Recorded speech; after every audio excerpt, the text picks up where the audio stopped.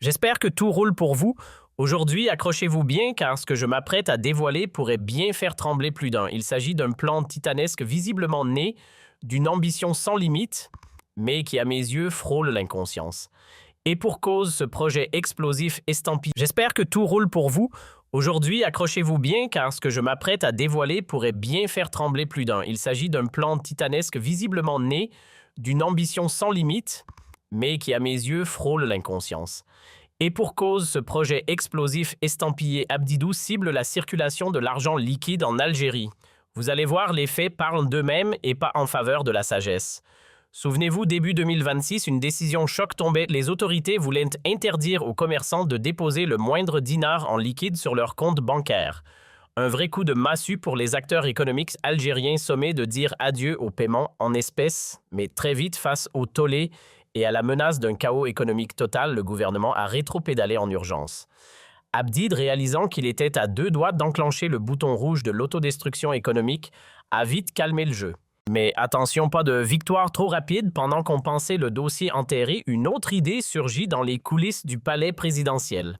Nouveau scénario, même obsession, reprendre le contrôle sur le cash. Et cette fois-ci, le plan est encore plus tordu. Ce que cherche Taboni, plus ni moins qu'un grand assèchement, pas de puits, mais du cash qui coule à flot hors des radars officiels. Son rêve siphonner chaque dinar qui circule dans les coulisses de l'économie parallèle. Et d'après les chiffres de fin 2025, ce n'est pas une mince affaire. On parle d'une montagne invisible de plus de 9 60 milliards de dinars. Oui, vous avez bien entendu, ce sont des liasses dans des pièces du liquide à l'état brut qui n'ont jamais vu l'intérieur d'une banque. Zéro traçabilité, zéro impôt, 100% fantôme. En dollars, on frôle les 72 milliards. Une somme qui file entre les doigts du fisc algérien comme du sable sec. Et évidemment, l'État ne compte pas rester les bras croisés devant cette marée clandestine. Cela dit, il faut lui reconnaître une certaine logique. N'importe quel pays digne de ce nom tenterait de mettre la main sur son argent volatile. C'est la base des finances publiques, car plus on encadre les flux financiers, plus on peut les taxer. Et qui dit impôts bien récoltés dit routes construites, hôpitaux équipés, écoles ouvertes et ponts qui tiennent debout. En théorie, ce plan vise donc le bien commun. En pratique, c'est une autre histoire. Mais voilà le hic, le gros caillou dans la chaussure algérienne. Le peuple, lui, il jure fidélité au cash. Le liquide, c'est sacré. Et les banques, elles inspirent autant de confiance qu'une chaise bancale. Et au lieu de moderniser le système, de construire des ponts entre les citoyens et les institutions financières, que fait Tebboune? Il part dans une autre direction. Plutôt que de réparer la machine, il envisage de la redémarrer à coups de faux billets. Enfin, façon de parler. Tenez-vous bien, l'idée qui circule au sommet de l'État, c'est ni plus ni moins que de changer la monnaie papier. Pas de réforme bancaire, non. On va carrément sortir de nouveaux billets tout beaux, tout neufs. Par exemple, le billet de 1000 dinars tel qu'on le connaît aujourd'hui. À la benne fin de service, l'État en prévoit de le retirer du circuit pour le remplacer par une version relookée. Idem pour celui de 500. Et du jour au lendemain, les anciens billets deviendront aussi utiles qu'un parapluie dans un ouragan. En clair, les anciens billets bientôt bons pour la collection. Toute personne possédant du liquide, des petits malins du marché informel jusqu'aux nababs planqués derrière leur coffre-fort, devra faire la queue à la banque pour troquer ces vieux morceaux de papier contre les nouveaux modèles flambants neufs. Pas de passe-droit, même les milliardaires devront venir s'aligner. Et pour obtenir ces billets, il faudra obligatoirement déposer l'argent en banque. Pas le choix. C'est passage obligé. Mais attention, le piège se referme ici. Une fois l'argent mis à l'abri dans le système bancaire, il ne vous appartient plus vraiment. Non, non. La banque sous haute consigne ne vous rendra qu'un petit bout, une portion congrue juste de quoi faire illusion. Le reste gardez bien au chaud, mais chez eux. Résultat, votre cash devient numérique, contrôlé, surveillé. Et vous, spectateurs de vos propres économies. Alors bien sûr, on vous dira que votre argent n'est ni bloqué ni gelé. Non, non, il est simplement sagement entreposé dans un compte bien rangé, bien surveillé. Et magie du système, à partir du moment où vos billets touchent la banque, ils deviennent tout à coup traçables, fiscalisables, imposables, bref, des billets qui appartiennent autant à l'État qu'à vous. C'est ainsi qu'Abdidoune espère mettre la main sur une bonne tranche des fameux 72 à 73 milliards de dollars qui se baladent en toute liberté hors des sentiers bancaires. Et tenez-vous bien, en Algérie, le cash qui circule en douce dépasse Celui qui transite par les canaux officiels. Oui, oui. Le hors-banque domine le dans la banque. Mais pas d'inquiétude, on reviendra là-dessus dans une autre vidéo chiffres à l'appui, histoire de bien saisir l'ampleur du phénomène.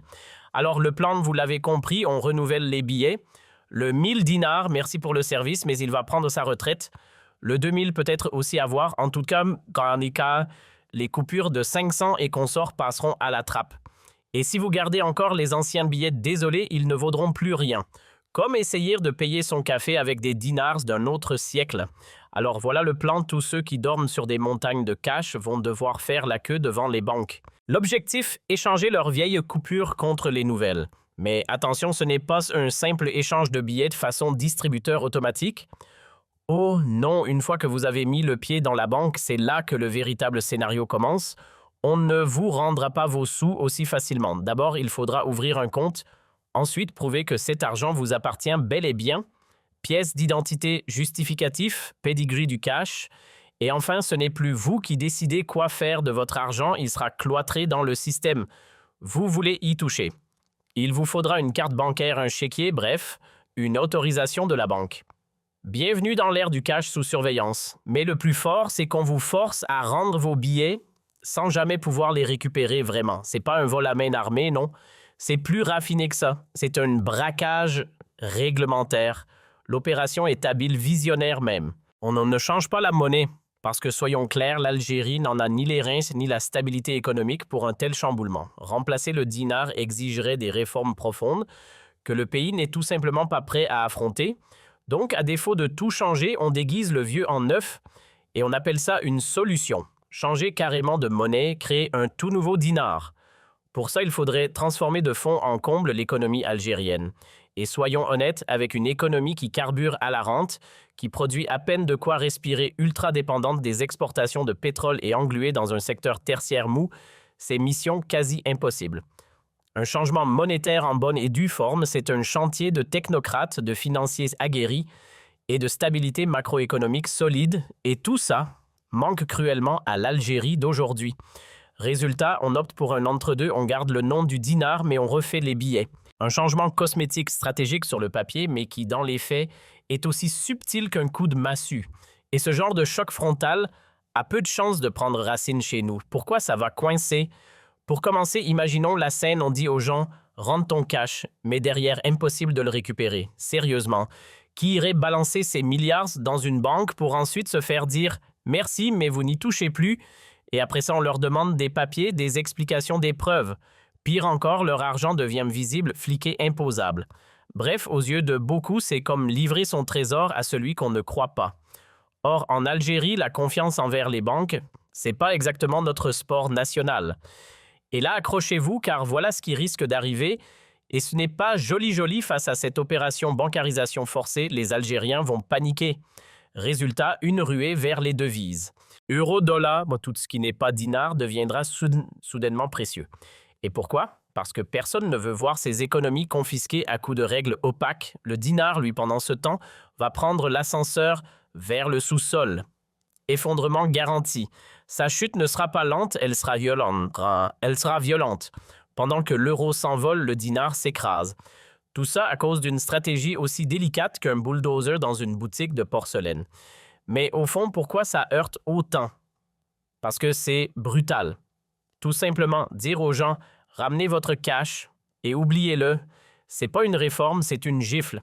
Les obliger à n'utiliser que leur compte en banque, leur carte, ou un vieux chéquier sans préparation, sans transition, sans pédagogie, c'est de la violence économique pure et dure. Exactement comme cette fameuse interdiction des dépôts en espèces dans les comptes commerciaux. Même ADN, même brutalité. Et on va le redire encore une fois, pour les sceptiques, l'économie, elle déteste ça. L'économie, elle a horreur des chocs. Et pourtant, Tebbe lui semble gérer l'Algérie comme un champ de bataille. Problème, l'économie, ce n'est pas une guerre, et la brutalité, c'est son pire poison.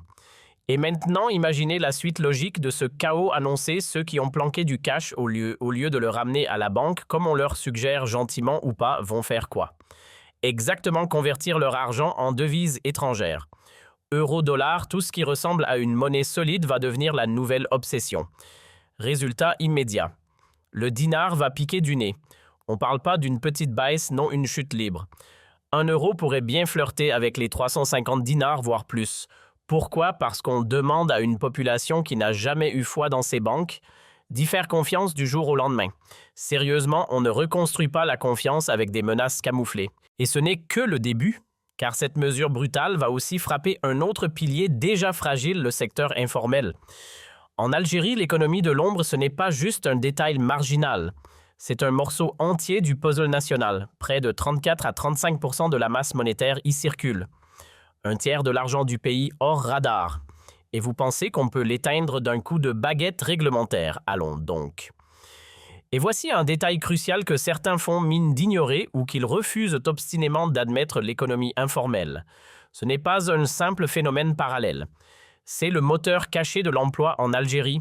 Entre 40 et 45% de la population active en vit. Oui, vous avez bien entendu, ça représente près de 6 millions de travailleurs, vendeurs, artisans, journaliers, toute une armée de gens qui bossent sans fiche de paie, mais qui nourrissent leur famille chaque jour. Et là, on veut leur couper l'oxygène, supprimer leur cash, leur outil de survie. Résultat inévitable, disparition massive des petits boulots.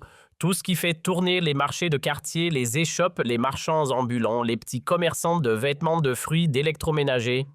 Paf, évaporé. Maçons, plombiers, électriciens, agriculteurs, ouvriers du BTP, impossible de les payer en liquide. Alors c'est le revenu qui s'effondre. Et quand le revenu s'écroule, c'est la précarité qui s'installe. Des millions de familles plongent dans la misère. Et devinez quoi? Derrière la pauvreté viennent les tensions, les colères, les débordements. Couper le cash sans filet de sécurité, c'est fabriquer une bombe sociale à retardement. Troisième point, et pas des moindres, tout ce plan de récupération du cash, eh bien, il est loin d'être une formule magique. Pourquoi? Parce qu'en vérité, ce fameux argent liquide n'est pas le cœur du problème. Le cash reste du dinar, pas une devise miracle. L'État algérien pense qu'en rapatriant les billets qui circulent dans l'économie informelle, il va miraculeusement combler les trous du budget public. C'est partiellement vrai, mais surtout très incomplet, parce que ce que l'on oublie de vous dire, c'est qu'une grande partie du déficit algérien ne se chiffre pas en dinars, mais en devises. En gros, on dépense de la monnaie étrangère, pas juste des dinars. Même si vous réussissiez à faire rentrer tous les billets cachés sous les matelas dans le circuit officiel, cela ne réglera en rien votre capacité à payer ce qui vient de l'extérieur: machines, blé, médicaments, voitures, services. Depuis 2025, l'Algérie importe bien plus qu'elle n'exporte. Résultat, un trou de 10 milliards de dollars. Et devinez quoi, le dinar, lui, ne paie pas les factures internationales. Et voilà le cœur du problème. Même si on parvient à faire rentrer des montagnes de dinars, 9 000, 10 000 milliards, allez, soyons fous, ça ne changera rien à l'équation internationale. Pourquoi? Parce que le dinar sur les marchés mondiaux, ça ne vaut pas un clou. Tu peux en empiler des valises pleines.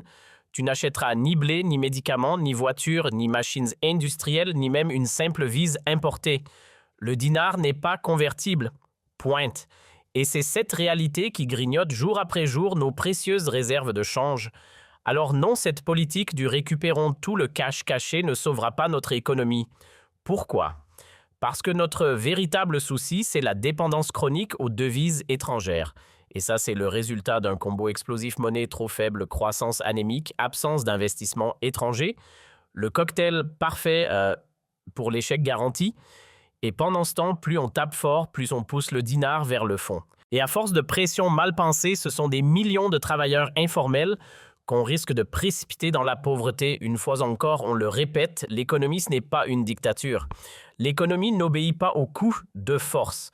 La brutalité est son poison. Et là, on en verse à grosses gouttes. Si vraiment l'objectif, c'est de récupérer le cash qui dort sous les matelas, alors il existe une méthode bien plus maligne que de brandir la matraque fiscale. Ce qu'il faut, c'est inciter en douceur. Miser sur l'intelligence plutôt que la pression. Autrement dit, booster ce qu'on appelle l'inclusion financière. Encourager par la confiance et la clarté les citoyens femmes et hommes à intégrer le système bancaire sans les brusquer comme si c'était des contrebandiers. Un exemple concret, imposer une règle simple au-delà d'un certain montant, disons 20 000 dinars, voire 50 000 pour les plus audacieux, les paiements en espèces deviennent interdits. Résultat, les gens n'auraient plus d'autre choix que d'ouvrir un compte, de demander une carte, d'utiliser les canaux officiels. C'est progressif, c'est pédagogique et surtout, ça ne crée pas de panique. Et c'est un gros mais encore, faut-il que les banques donnent envie? Non. Parce que actuellement, soyons honnêtes, le paysage bancaire algérien, c'est un musée de lenteur et de mauvaise gestion. Les banques publiques, la BNA, la BEA, la CPA et compagnie, c'est Jurassic Park en version administrative. On y attend, on y soupire, on y revient. Impossible d'inspirer confiance ou modernité dans ces conditions. Et tant qu'on ne répare pas ça, aucune réforme ne tiendra la route. Alors comment on reconnecte les Algériens au système bancaire? Comment on les aide à sortir de l'économie informelle sans les brusquer? Eh bien, ce n'est pas sorcier, il faut leur proposer quelque chose de mieux. Et ce mieux, ça commence par créer de vraies alternatives, des banques neuves, privées, dynamiques, modernes, des institutions capables de faire ce que les dinosaures publics ne savent pas ou ne veulent pas faire. Parce que 20 établissements financiers pour 50 millions d'habitants, sérieusement, on dirait un village. Ce qu'il nous faut, c'est de la diversité de la concurrence et surtout des produits financiers qui donnent envie, pas juste des guichets poussiéreux. Imagine un peu, apporte ton argent, je t'offre un bon taux d'intérêt. Ou encore, investis ici et on développe pour toi des solutions de finances islamiques avec des rendements clairs et transparents. Voilà comment on attire les gens, avec des services, pas des menaces. Et pour vraiment tuer le cash, il suffit de jouer la carte du numérique. Paiement mobile, paiement en ligne, faisons simple, laissons les Algériens payer avec leur téléphone. Ils adorent ça. Tout le monde a un smartphone. Alors, au lieu d'interdire, rendons le digital incontournable. Et là, naturellement, l'argent liquide disparaîtra, sans fracas. Soyons clairs, les Algériens sont accros à leur téléphone. Ce n'est pas juste un outil de communication, c'est devenu un prolongement naturel de leurs mains. Alors, pourquoi ne pas capitaliser là-dessus plutôt que de les forcer à entrer dans les banques? Et si on leur permettait simplement de tout faire avec leur portable, exactement comme au Kenya ou en Côte d'Ivoire où le téléphone est déjà devenu le nouveau portefeuille. Prenez la Côte d'Ivoire, par exemple, là-bas, on règle tout avec un simple clic depuis son crédit téléphonique, légumes du marché payés, facture d'électricité, réglé, le taxi. En 2 secondes, c'est bon. Et ça marche. En poussant le paiement mobile, on réduit mécaniquement l'usage du cash. C'est simple, discret et surtout terriblement efficace. Et mine de rien, cet argent, une fois numérisé, finit par revenir naturellement dans les circuits bancaires. Pas besoin de répression. Juste de technologie et de logique. Et si on veut aller plus loin, il suffit de créer des banques qui donnent envie, avec des offres concrètes, des crédits attractifs, des produits clairs, une banque qui te dit « tu déposes 1 milliard, on te prête 2 », là, crois-moi même, les plus sceptiques vont sortir leur cash de dessous le matelas. Et si on arrêtait les demi-mesures pour une fois la vraie solution, la seule qui vaille, le coût, c'est une amnistie fiscale bien ficelée combinée à un vrai système bancaire digne de ce nom. Et là, au lieu de créer une nouvelle structure de zéro, pourquoi ne pas s'appuyer sur un acteur déjà présent partout dans le pays? Oui, tu l'as deviné, Algérie Post, avec ses plus de 4000 bureaux, c'est un réseau en or encore sous-exploité. Imagine un instant Algérie Post, mais version 2.0, une vraie banque avec des services financiers modernes, un management compétent et des produits qui parlent aux gens. Si on fait ce virage sérieusement, on peut révolutionner la relation des citoyens avec l'argent. Fini la méfiance, place à la confiance. En transformant chaque bureau de poste en guichet bancaire complet, on pourrait faire exploser le taux d'inclusion financière, le faire passer au-delà de 50% tranquillement. Et ce n'est pas une idée sortie d'un chapeau, le projet traîne dans les tiroirs de l'État depuis, 10-15 ans, depuis l'ère Bouteflika. Pire encore, une étude complète a déjà été réalisée par un cabinet international EY pour ne pas les citer. Ils ont tout posé, plan, méthodo, feuille de route. Bref, tout est prêt, sauf la volonté de le faire. Soyons clairs, il n'y a pas 36 options. Si on veut vraiment offrir aux Algériens un accès simple et massif à la banque compte courant, carte bancaire et compagnie, il faut faire évoluer Algérie Post. Et pas juste en surface, on parle d'une vraie métamorphose. L'expérience TDHIA l'a déjà prouvé, quand c'est bien fait, ça marche. Pourquoi? Parce que la Poste, c'est le service de proximité préféré des Algériens. Tu veux toucher les gens, c'est là que ça se passe. En s'appuyant sur TDHIA, on peut généraliser l'usage de la carte bancaire et faire entrer doucement mais sûrement toute une population dans l'ère du numérique. Mais ça ne suffit pas. Il faut aussi ouvrir le marché.